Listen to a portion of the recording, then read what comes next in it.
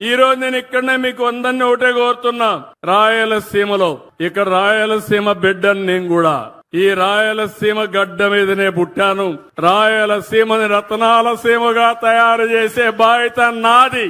ఆ రోజు Orvakal industrial township నేనే పెట్టాను.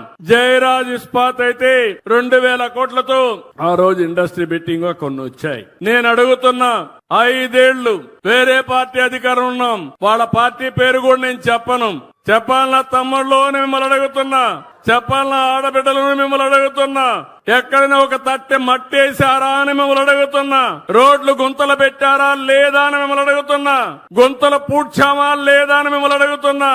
ఈ రోజు ఇక్కడే జనార్దన్ రెడ్డి గారు ఉన్నారు మంత్రి.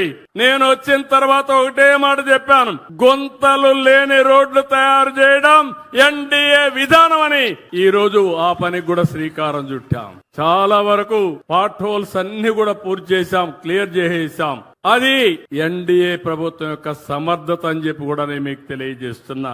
రాయలసీమలో ఒకప్పుడు ఫ్యాక్షన్ పాలిటిక్స్ ఉండేది. తమ్ముళ్ళు గుర్తుందా, నేనే ఫ్యాక్షన్స్ ని తుదముట్టించా, వీళ్లతో కూడా పెకలించా.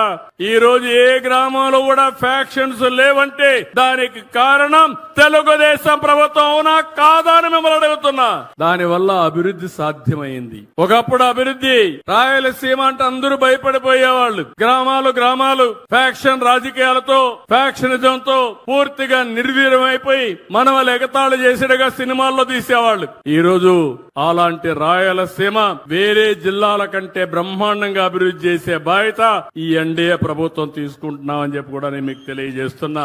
నేను అడుగుతున్నా, రాష్ట్రంలో ఎక్కడా లేని విధంగా ఎయిర్పోర్ట్లు ఉన్నాయి. తిరుపతి, కడప, పుట్టపర్తి, అదేమో ఓర్వకల్లు, 4 జిల్లాలకు 4 ఎయిర్పోర్ట్లుండే ఏకైక రాష్ట్రం ఆంధ్రప్రదేశ్ రాష్ట్రం అని చెప్పి కూడా నేను మీకు తెలియజేస్తున్నా. అదే రాయలసీమ.